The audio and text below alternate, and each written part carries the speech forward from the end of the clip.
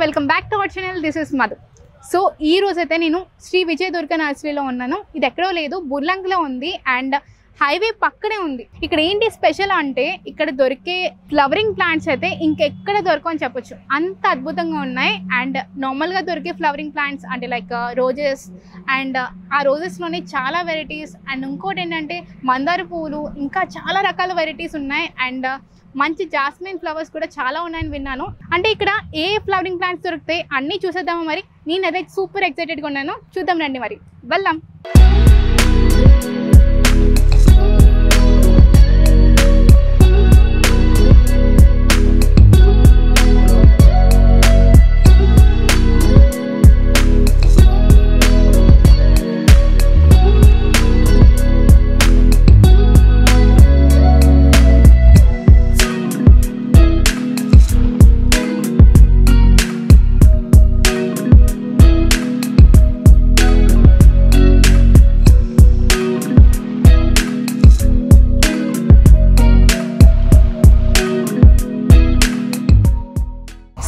నార్మల్గా అయితే ఇంట్లో అలంకారంగా పెట్టుకునే మొక్కలు చాలా ఉంటాయి కదా, సో అందులో ఇదొక రకం. దీని పేరు అయితే గోల్డెస్ట్ క్రోటన్ అంటారు. సో ఈ మొక్కలతో అయితే కొంచెం జాగ్రత్తగా అయితే ఉండాలి, ఎందుకంటే నేను చెప్తాను.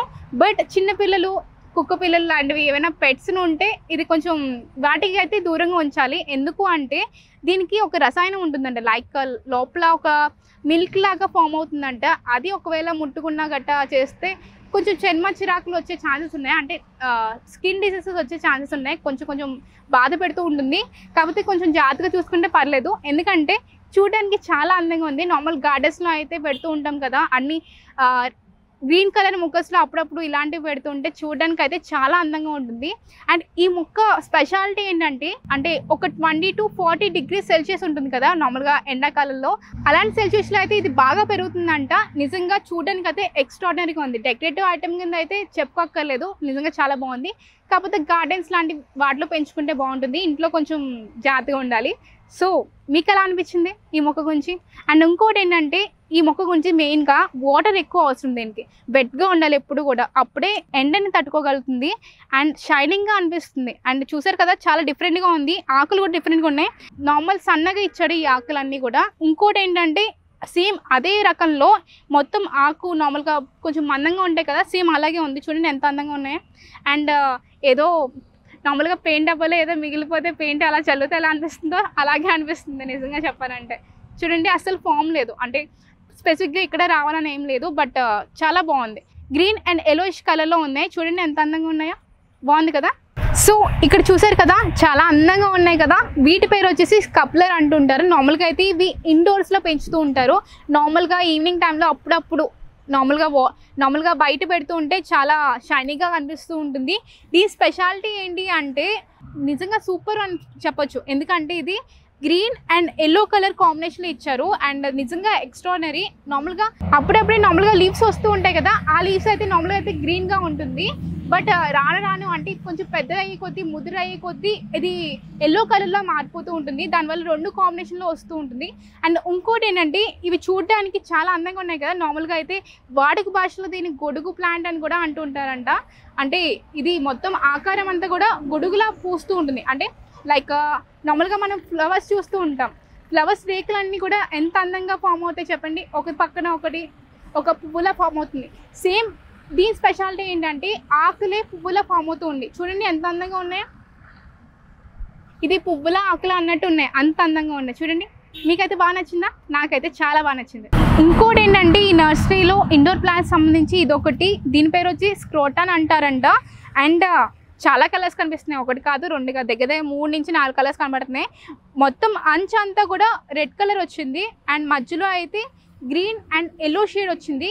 అండ్ ఇంకోటి ఏంటంటే నార్మల్గా ఈ చిన్న బ్యాగ్లో ఉన్నప్పుడు నా అంత పెరిగేసింది, ఇంత పెరిగింది, దగ్గర షోల్డర్కి వచ్చేసింది.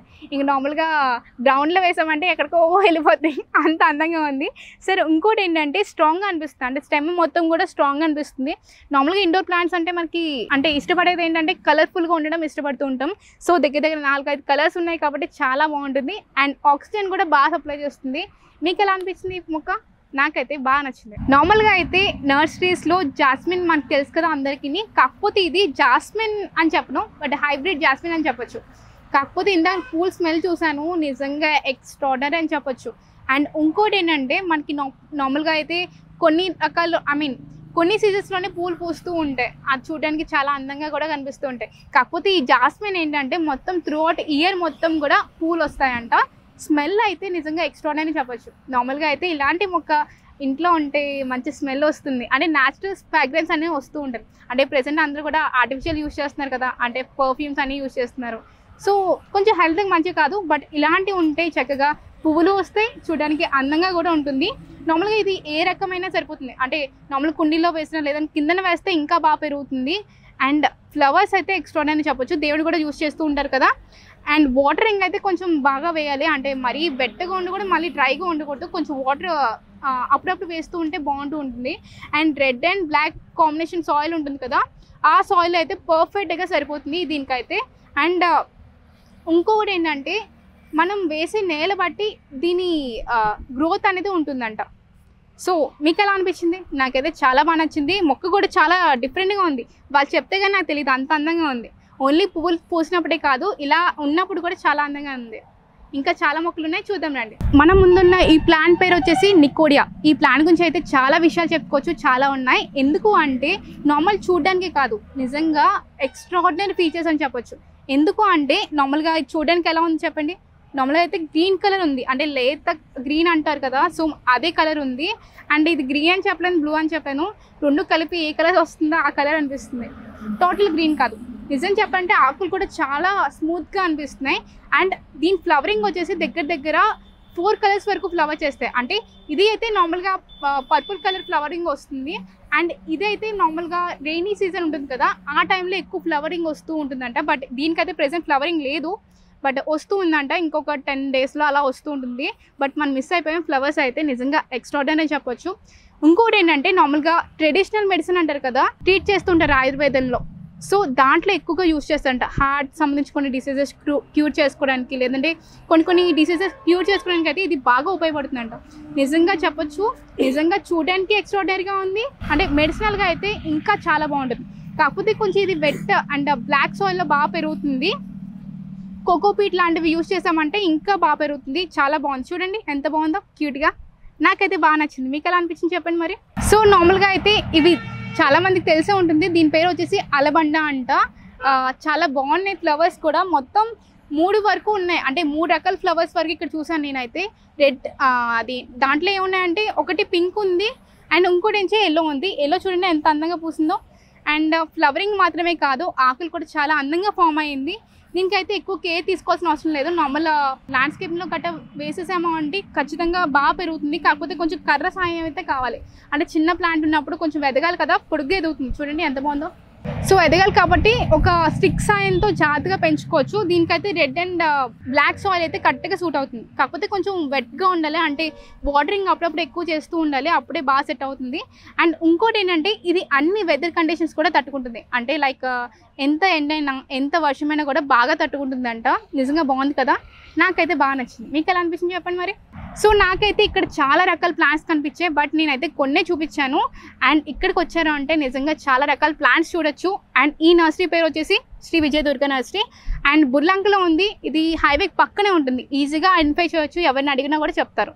సో చాలా రకాల ఫ్లవరింగ్ ప్లాంట్స్ అయితే నిజంగా ఎక్స్ట్రాడినరీ అని చెప్పొచ్చు, తప్పకుండా విజిట్ చేయండి. ఈ వీడియో మీకు నచ్చింది అనుకుంటా. నెక్స్ట్ వీడియోతో మీ ముందుకు మళ్ళీ వచ్చేస్తా. అంటిల్ దెన్ సైనింగ్ ఆఫ్, నేను మీ మధు.